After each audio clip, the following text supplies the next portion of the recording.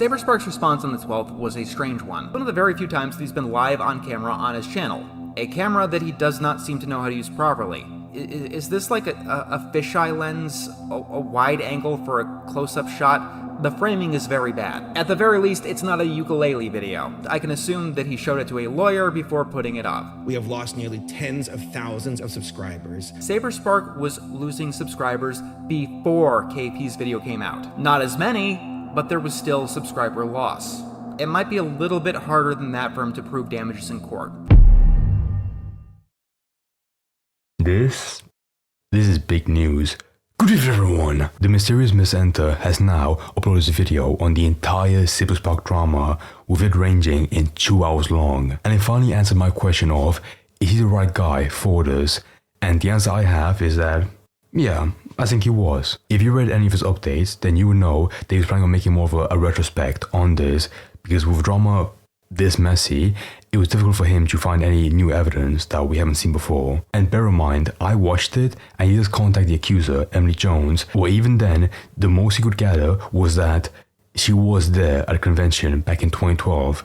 Perhaps she was with Saberspark, but evidence for that couldn't be brought up. I should make it clear now as well that with a video this long, I want to break up my reaction into 4 parts. The first one, this video, being a critique of the response Saberspark made, then MrEnter's breakdown of the timeline and how Emily was there at convention, more critiques of Saberspark with how he defends Black Griffin, and then finally, the weird old joke that Saber's employee made about KP. I think throughout the course of 2 or 3 days, I'll edit, the other 3 parts of my reaction. But please go check out MrEnter's video in the meantime. There were a couple of gripes I had with it, but overall, I think it achieved what it set out to do as a retrospect. Anywho, this is the first part of my reaction to the video, where he breaks down the issues he had with Saberspark's response. Disclaimer 1. All parties are presumed innocent until proven guilty in a court of law. Do not contact or harass anyone mentioned in this video. Disclaimer 2. This video talks about crimes and activities of a violent and disturbing nature. Viewer discretion is advised. Disclaimer 3. This video should holy shit. only be viewed by those 18 or older. We talk about I probably can't watch this. Oh no, I'm joking. Some pretty serious subject matter, and minors should not be present for these discussions. But I like to think of myself. I was gonna say, no offense to this guy, but the highest quality he could upload this is 720p. Whatever, I guess. With the Jon Stewart of the YouTube animation community, I call things out when I feel like I can add something to the conversation. This is Bro, that part was wild. When I first heard that, I was like, we are handling with a very not smart person. The YouTuber ILoveKimPossibleALot, also known as KP. Real name, Rachel. If you've been in the Brony fandom for a while, you've probably at least heard of her. She was a big deal back in the day.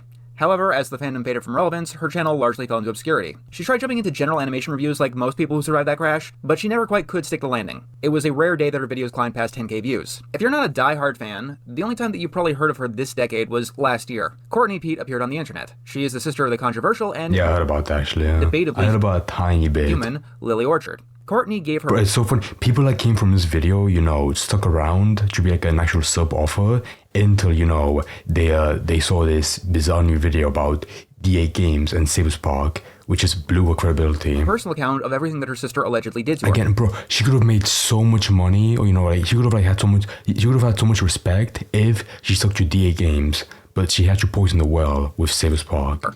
It was a lot. I want to say, I want you to feel bad for her, but at the same time, we've seen her malicious nature so much, so I can't really, be that apologetic for her. And it kickstarted a new era of people looking into Lily Orchard's many, many controversies. Rachel made a video with Courtney appearing in it, signal boosting the Lily Orchard story. It was her most viewed video in years, and even became sort of a reference point in the Lily Orchard story. Fast forward to this year. Rachel had been hyping up a new video. A lot. Tweets and community posts galore. At first, the video seemed to be about the YouTube. That was wild. I'm not sure if she promoted a video, before Saber was added, but that's still insane. If you have any idea about the DA game stuff, then you would know that's a video that you would not promote, joyfully. It's a very fucked up topic. YouTube channel DA Games. But as the months went on, KP began saying that she had. And again, I would never trust someone who seems very vitriolic to tear someone down. I only trust YouTubers and journalists who really look at something objectively, with no bias within it. But with her, she was very, emotionally motivated against these people. Rear-ruining allegations towards Saberspark. DA Games was one thing. It's a community that has many known and documented controversies. But Saberspark is another story entirely. If you're watching my channel, I know that you have at least heard of Saberspark. At present, he has 2 million subscribers and was the first cartoon channel to cross the 1 million subscriber mark. Practically speaking, he was the first one to break. Holy shit. Largest member of the cartoon community. And even more surprising for a channel of his size, with a few exceptions, he didn't really have any controversies to speak of. And most of the ones that he did have could be considered fairly minor. Things like getting into a spat with the right-wing channel Freedom Tunes. If you had new Wait, he had that actually? That was a drama? I was always gonna say, his biggest drama was defending Black Griffin. Fair enough. It was about this man, career-ruining allegations. Let's just say that all eyes were on you. On May 1st of 2025, the video was released, complete with a premiere and a watch party. Unfortunately for KP... Oh my god, this drama was 1 month ago. Oh my god. If this video killed time flies by anyone's career, it was not Saberspark's. It was her own. Shadow the Hedgehog is a bitch-ass motherfucker! He pissed on my fucking... If you see me laughing at this bit right now, I'm not laughing with KP, I'm laughing at her. This was so incredibly unfunny. Why, that's... Not just unfunny, but like so bizarre to throw in on like in an expose video. Right. He said his dick was this big, and I said, that's disgusting. So I'm making a call-out post on my Twitter.com. Shadow the Hedgehog, you got a small fucking dick. It's the size of this walnut, but way fucking smaller. This is a real clip in the real video. The entire thing is filled with nostalgia critic type sketch comedy, lingering jokes, bad pacing, and even technical errors. Some of the censorship in it is very poorly done. Like, you can easily... like, I like adding, a bit of comedy to my videos, right? But, like, what motivates you to go from, like, Lion King reviews to, like, serious allegations condemning someone and the platform? Like, why? Make out all of the details of a dick pic that Rachel, quote-unquote, censored. I'm not showing it at all for what What'd you say? What'd you say? I'm sorry, I was speaking over you. What? Out all of the technical errors. Some of the censorship in it is very poorly done. Like, you can easily make out all of the details of a dick pic that Rachel, quote-unquote, censored. There was a dick pic? What? I'm not showing it at all for what I hope are obvious reasons. But the video itself has been archived and preserved and re-uploaded on many channels. So if you are really curious, you can see it for yourself. Just know what you're getting into. What was hyped I don't fucking remember that. up to be about Saberspark barely ended up being about him at all. In the end, the video wasn't even really about DA Games. The crux of the video was about Rachel's conflict with a former editor. I'm sorry, but even if you're like a huge supporter of KP, you have to admit, she was fucking like overblowing that video. Like, it was just like pure clickbait. It was like, how long was it? An hour, 2 hours? And it was mainly about DA Games. But no, she had to throw in Saberspark as well into the thumbnail and the title. Holy fuck, dude. Name's Aficionados Chris, who had worked... I saw like Nicholas the Oreo, my favorite streamer. He was watching that video and he was like baited in so much. He watched like about 30 minutes and he was like, okay, what does this have to do with Saberspark? It was so fucking clickbaity. For a decade prior, and now works with Saberspark and DA Games. And even though Saberspark was largely treated as an afterthought, one moment of the Saberspark segment in the video is what got everyone talking about it. Rachel has an anonymous testimony accusing Saberspark of sexual assault on 2 separate occasions. And it comes out of nowhere in the context of the video. Like, it's in there with the structural integrity of a Rickroll. So what we have here is a video... So she preempts, the Saberspark stuff with like an anecdote of his asshole employee and then goes, to like the really serious stuff. How do you structure a script like this, or a video, sorry. Where the largest member of the community is accused of some of the worst crimes possible after a slog of Seinfeld jokes and, this. It looks like 2 balls and a bong! He fucked my wife, guess what? I'm gonna fuck Leah! That's right! That's what you get! My super laser piss! People were upset. People still are upset. There were CSA survivors in the premiere chat who complained about the video proper, but they ended up getting berated by Courtney Pete, who was featured extensively in the video. Wait, sorry, let me read it. What was the context? Who complained about the video proper. Oh my god, no, was she going after, were like people on KP's side going after people, criticizing the video? What is this? Sure. At Jack2, why is this live chat turned on? I just said there shouldn't be a premiere, that's it. I'm not discrediting the video, I'm not discrediting the evidence, I'm open to hearing it. I don't know, it's not my video. And Courtney, I guess like a friend of KP, was like, they don't watch it while it's premiere. Oh my god. But they ended up getting... One second. So many pedo rapist glazers. Oh my god. Are these people like, slightly criticizing the video? And you have this fucking psycho Courtney being like, oh, you're all glazing a pedo. This is wild. Oh my god. Getting berated by Courtney Pete, who was featured So I want to extensively read in that the last one after it. You'll just sit around and wait for a video like this is going to go goon and glaze, huh? Oh my god. video. The backlash was swift and immense, and Oh, hold on. Wait, Courtney was like the fucking sister of like Lily Orchard, right? No, right? No. That was a, yeah. They were like backing up the video as well. I remember now, yeah. to some extent still ongoing, even almost a month later. The video was unlisted and then privated within hours. And while it was preserved, the video itself had several assets in the description: the Google document version of the accuser's statement against Saberspark, and the initial call with Chris that started this whole thing. These simply disappeared for a time because cutting off the video was immediate priority. People tried to preserve the description, but the links to these things were broken because they were so long. I was able to find them, but they had to be collected through roundabout means. The video certainly made a splash, and everyone wanted to know, what the hell is going on here? When it comes to Saberspark, there are only two real possibilities. So far, in my opinion, I think this part's not that bad, actually. I like it from Mr. Enter. Either it happened or it If I had to predict, maybe around the halfway point, you know, Mr. Enter's lack of a journalistic ability plays in, and it gets worse. I have no idea. didn't. And all Rachel provided for evidence, in the video at least, was a twit longer that, fun fact, got one of the dates wrong. The two incidents are both alleged to have happened in 2012, not 2013. If this did happen, To be fair, I think that's more on the fault of Emily Jones, the accuser, because she forgot, I guess. Rachel presented the worst case imaginable, and very few people were publicly believing the alleged victim. And if it didn't happen, I can't imagine a more effective strategy to speedrunning becoming a community pariah. As the saying goes, if you take a shot at the king, you best not miss. And this is why. One of the most frustrating things about Saberspark as a content creator is that he never seems to address anything. Talking about even his remotest controversies seems to be banned on all of his socials. And Is that true, actually? Oh my god. I mean, that's more like a fault of Reddit, you know, just being very cringy and soy. anytime you comment about even something small, like his Twitter likes, it gets quickly removed. It would have to be an extreme controversy to get him to make a response, which Saberspark did on the 12th of May, simply called Response. I want to say, you know, I've been like going after Brony Fandom and KP quite a bit, but if there's one small point I have to make about Saber is that I don't like his explanation of, you know, of it being false. Like all he says, you know, is false, and all of his relationships, you know, were consensual. So does that mean, like, you know, he never met with Emily in the conventions, or that, you know, the action did happen, but, you know, it was completely consensual, and that was it? I feel like, you know, like he should have delved into it more. Just saying, in my opinion. When I first watched Rachel's video, I was very confused. Because like claiming it's false, you know, could have like a lot of possibilities. Were they real? Were they not? You know, did it happen? Was it on a different context? Yeah, I want to know. And then, as it sat with me, I got And angry. bear in mind, he's been very privy, you know, to like talking about this more, like further.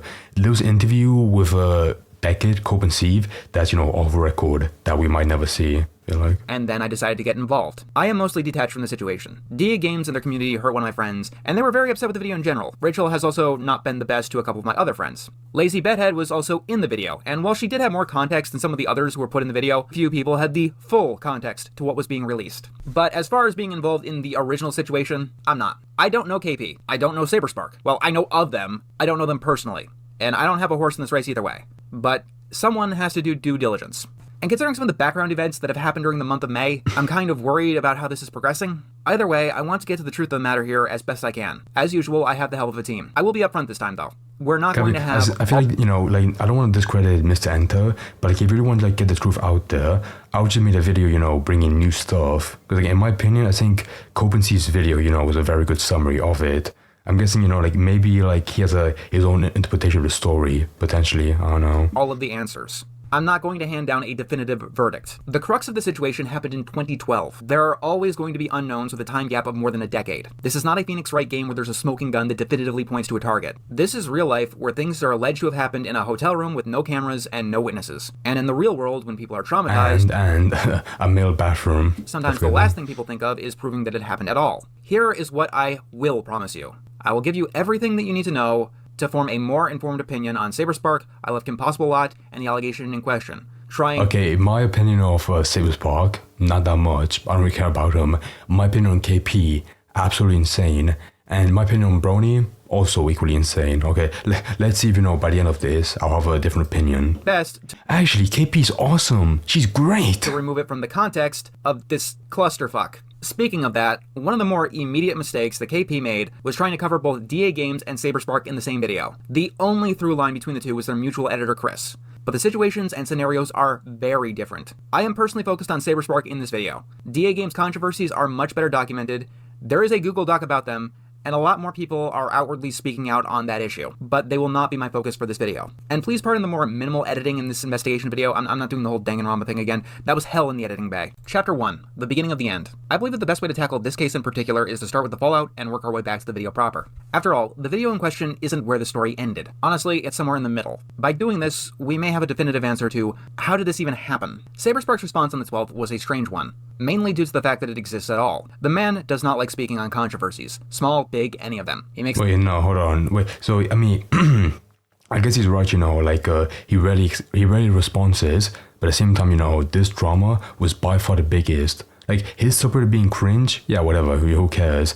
But this is a drama that reached the commentary community where everyone covered it. Holy fuck. The fans of freedom to— Like, there were people who don't care about Saberspark, you know, like big people, but now they have like a poorly painted image of him from this. So yeah, you know, I get why he would respond. Angry, he just quietly removes that segment from the video and never talks about it again. And while sexual assault allegations are definitely much more serious than a YouTube feud, very few people seem to be going to bat for these allegations. There was KP, obviously, and the Brony Fandom account who brought the allegations to light. For reference, Brony Fandom is a shared Twitter account by two individuals, Bonk and Sophie. At least it was shared at the time the video came out.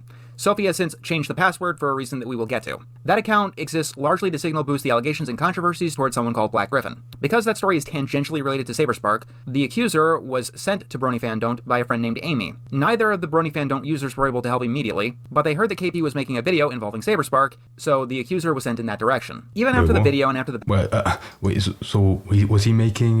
KP making a video also planned on Saberspark? They came to Brony Fandom by a friend named Amy. Neither of the Brony Fandom users were able to help immediately, but they heard that KP was making a video involving Saberspark, so the accuser was sent in that direction. Even after the video and after the backlash— I think it means, you know, like, you make a video about DA Games and about allegations. The Brony Fandom account stood by the accuser. They also signal boosted other people who claim to support the accuser's story, Amy and Jessa. Of course, none of these are very public individuals, and the most public of them all, KP, dealt with a much more public backlash than Saberspark. A good deal of the general public was very skeptical of the allegations, which they probably should be. KP provided no hard evidence. This was so, like, before fucking Saber's response, right? We had 2 good weeks of just radio silence. The most we had from Brony Fandom, you know, the the retainer for the accuser, all they were doing was, you know, to respond to people showing a bit of pushback. That was it. Not much evidence past that actually happened. Others, however, crossed the line into legitimate harassment of the accusers, which you should not do. Even if you believe that these are liars of the vendetta, harassment does not benefit anyone. The general consensus on the internet at this point, though, is that allegations with no evidence does not have to be addressed at all. Because, could you imagine— No, what do you mean?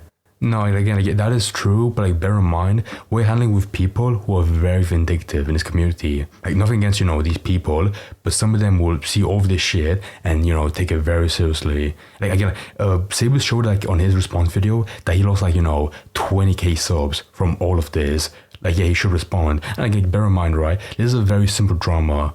Simple as, you know, like, there wasn't much evidence being posted, so we could easily make a video, you know, just saying, hey guys, it's false.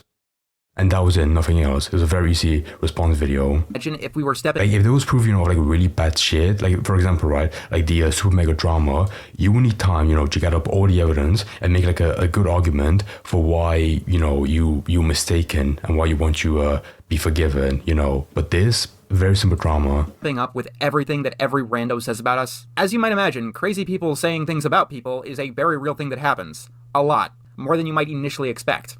A good deal of the people commenting on this seem to believe that Saberspark had no real reason to respond at all. Maybe I'm painting things as more black and white than they really were, because a lot of people did jump on the allegations. Like, this drama was so big, so massive, that it was trespassing, you know, on other grounds like YouTube and TikTok. There were people that could have believed fully that he was, you know, a rapist, a piece of shit from this, unless he made a response. And many people did unsubscribe. Yeah, in terms of like the one part I don't agree with so far is this section that he didn't have to make a response. Like, what do you mean? From Saberspark's channel, as he pointed out in his response video. Whatever the reason, it exists. Let's take a look at it. It's one of the very few times that he's been live on camera on his channel. A camera that he does not seem to know how to use properly. Is this like a fisheye lens, a wide angle for a close-up shot? The framing is very bad. What? What? why do I care about the framing? It's a response video. Oh my god, the rule of thirds, it's not very good. The proportions are off. I don't. The guy makes like weird animation videos with Guna thumbnails. I wasn't expecting fucking Scorsese to frame this. Anyway, this is largely standard for a YouTube. And also, he's got a great One Punch Man poster. Addressing controversy video. And keep in mind when I say that, standard is bad. At the very least, it's not a ukulele video. I can assume that he showed it to a lawyer before putting it up. With the most major allegation, Saberspark simply says that it didn't happen. To be clear, the accusation that I sexually assaulted someone is completely false, and I feel disgusted that I even have to say that. I've had sexual partners before in the past, but we've always abided by enthusiastic and reciprocated consent. See, now I agree with Mr. Enter on this part, because that statement, I've only had, consensual partners, it could also mean that you did meet up with Emily and you did believe it was consensual. It's like a very open-ended statement. Which, fair enough, KP and company didn't provide any evidence themselves. But the video goes on and on like it's KP and BronyFandom directly making this claim entirely on their own. Like, if anyone made up this claim, it was those two making it up. Like, the accuser doesn't exist as a person at all. Which they are. They are a real person who is not KP or... Okay, what? No, I don't agree with that. I mean, with something like this, right, it's so simple that his response could realistically be like 5 minutes. Hey guys, it's false. Bye, that's it. I like his structure, right, where, he's trying to prove that these people, KP and Brony, were very vindictive, they have like a huge bias against them. And in my opinion, I think he did a fair job. He muddied it a bit by, bringing up Black Griffin, but that's really it, not that much. Either of the users of the BronyFandom account. I want to be clear about that immediately. In my own personal opinion, the response... It didn't feel forced, I felt like every tiny part of that, most of it, right, felt reasonable to include. Video was focused on one thing and one thing only. Slug Entertainment's interview with her seems to demonstrate her malicious intent. And from the context of her video, it looks like it was done with a desire to use this drama to boost her channel's popularity. In order to sue someone for... Oh, show Slug. Come on, Slug. We love Slug. Defamation when you're a public figure, the defamatory statement must be false, must have caused actual damage. Go check out that guy, because, hopefully he's included in this, because Slug, he was playing a huge role, in the BronyFandom side of the story. And here's the kicker, which makes it really hard to sue someone for defamation when you're a public individual. You have to prove actual malice, or barring that, a damaging level of negligence. Saberspark's response video... Okay, this is the part where, I might be a bit quiet. When it comes to like legal definitions, I might be a bit slow. It seems to set up that... Because again, I'm not a lawyer, I'm a commentary channel.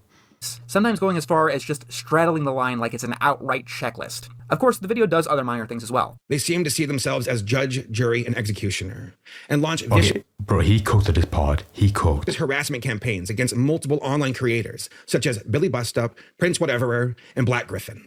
So, the tweet that Saberspark points to, for example, a BronyFandom harass... Yeah, if I were him, I would stop at a Billy Bustup. I think that team... questionable, a tiny bit, but their poor fucking game was dragged through the mud because of this. Black Griffin is a link to a Google document. Now, Bunk, one of the users of the BronyFandom account, does not claim to have written the document. As far as I can tell, the BronyFandom account is only a contributor. There were multiple contributors. If you believe them or not, that's up to you. But if you've noticed Bunk's pattern of writing, or even Sophie's pattern of writing on Twitter or other locations, you could probably easily see the difference in terms of writing. So, am I harassing DA Games by putting the Google document against them that was not written by me in my description? I'm not saying that Bunk does not harass Black Griffin, because he does have a reputation of harassing people. I'm saying that linking to a Google document not written by him does not constitute harassment.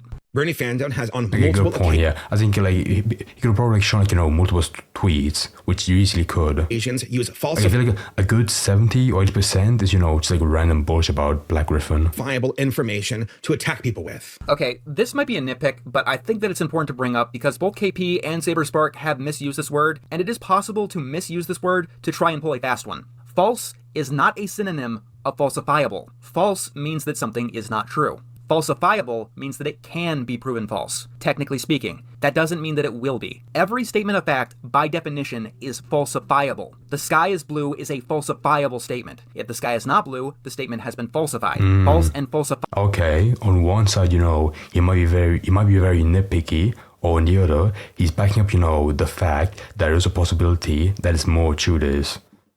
Do not mean the same thing. Saying falsifiable can mean that the audience hears the word false when the statement may not be false at all. I want to be clear, I'm not saying that you know, but if you're very bad faith against Saberspark, you could be that, you know, oh my god, he's trying to trick the audience. I mean, you know, like, forgive me, right? But, you know, if I open the Oxford Dictionary, I would read the word falsifiable as, you know, meaning false, you know.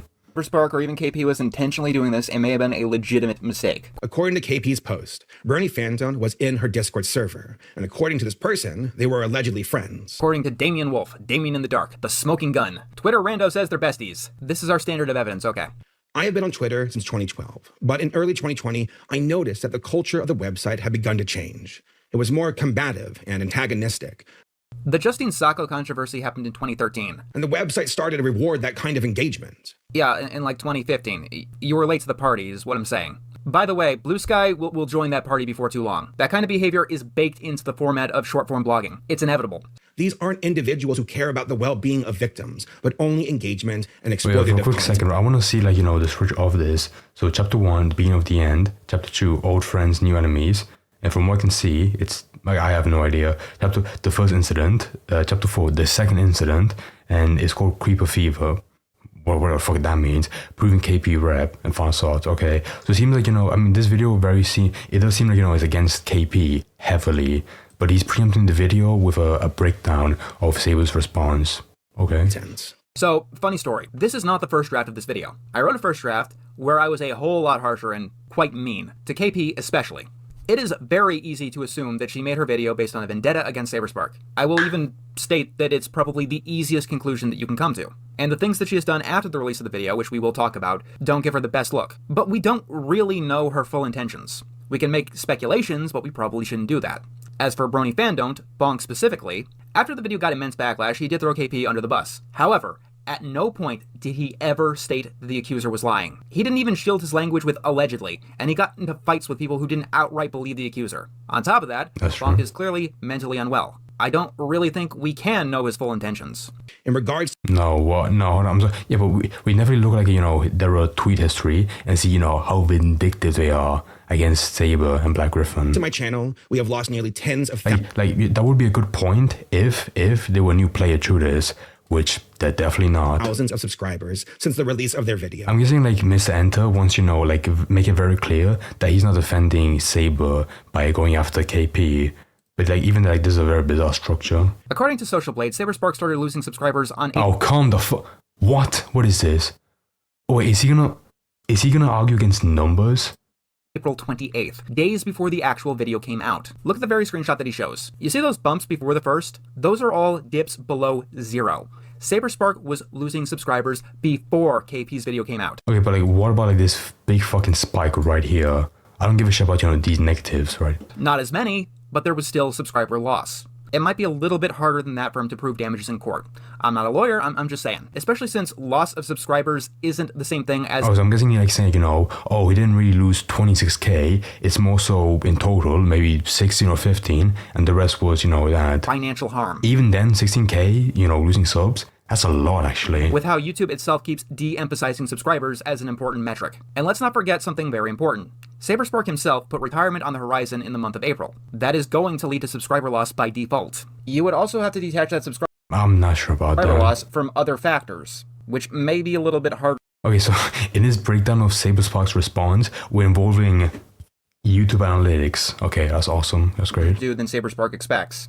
Like I said, this whole thing reads as the first step in a lawsuit, and it is my personal belief that Saberspark will at least attempt to sue Brony Fandom and KP. The obvious question is, can he? Maybe, but I'm not sure, actually. You know, in my professional opinion, as a commentary channel, I feel like a lot of people, you know, threaten a lawsuit to make the other people shut up, which most of the time, it definitely works. Well, I mean, in the United States, you can generally sue anyone. Wait, hold on, wait, I could have sworn, okay, I sound like a complete jackass for this, but, like, don't you have to, like, send a letter about defamation, you know, a week within the damages? For anything. Before you could sue them? You could take your grandmother to small claims court because she got you the wrong McDonald's order. The better question is, can he win? Once again, I'm not a lawyer, but I believe that it'd be hard to argue damages, due to Saberspark's other controversies, and the fact that KP's video is almost universally reviled.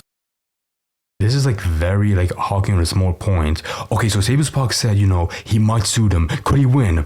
We don't know. Yeah, that's fine. I'm guessing like a lot of people were wondering that, and you wanted to make that very clear in the video. Brony Fandom and Rachel... Yeah, but in my opinion, if there's one part I cared the least about was, Saber maybe suing KP and Brony Fandom don't exactly have a good reputation at the moment. And I believe that anyone primed to believe the worst in Saberspark because of such a spectacle probably would have came to that conclusion via other means. And if we're talking reputation, it would probably be a bad idea to go after Bonk specifically. I don't know how to put this delicately, but the man has problems. After a bunch of background stuff and harassment, Bonk appeared to stream an attempt on his own life. First on Twitch. Here we go. We come to this insane story. But when the Twitch account... I want to see if we bring up, Bonk's very scummy, wormy connection to the Rachel story. That trans person who, unfortunately passed away. Got banned, he tried doing it again on Twitter. He did not succeed, he was found beforehand, and according to Sophie, he was checked into a hospital afterwards.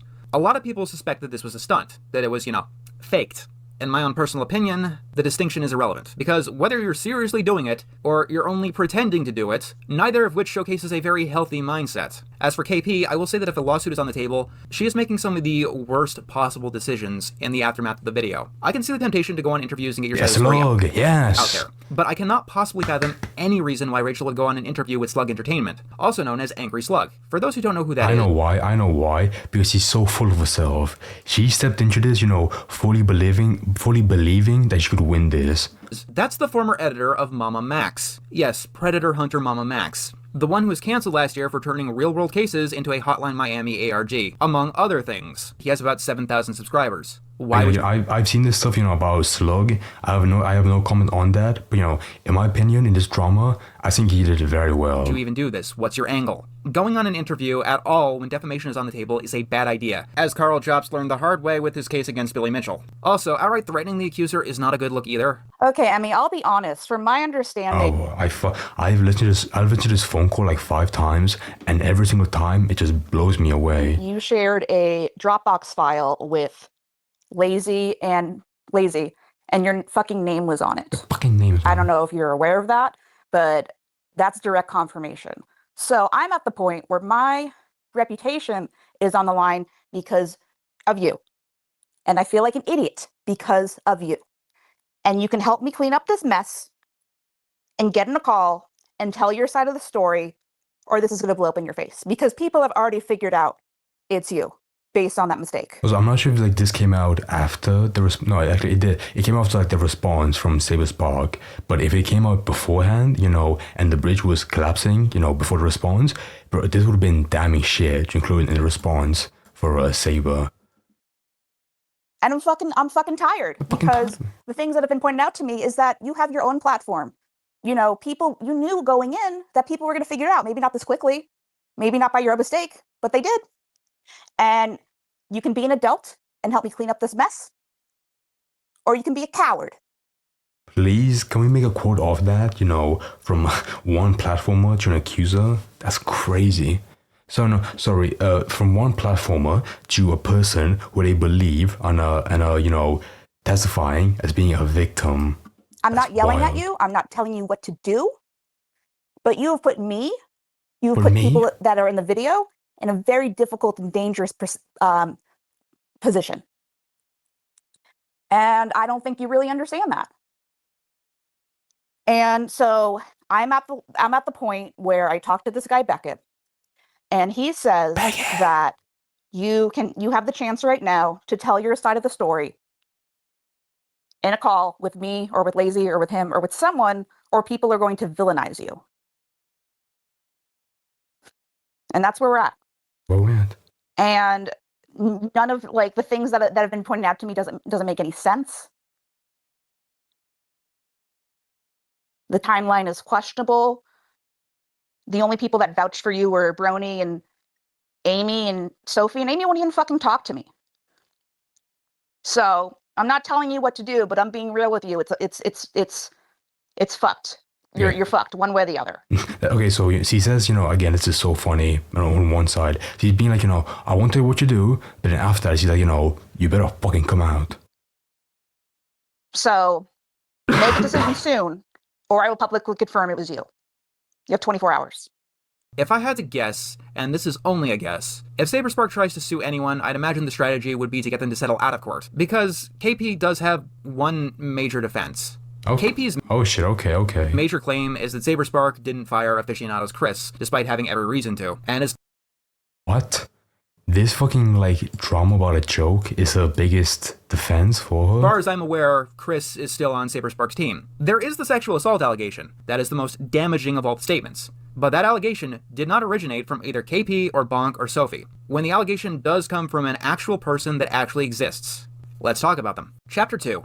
Old friends. Okay, so trying the I'm considering like making this video like, you know, in a couple of segments. Like so far, this is already like the first chapter. But I want to, you know, I'm gonna consider.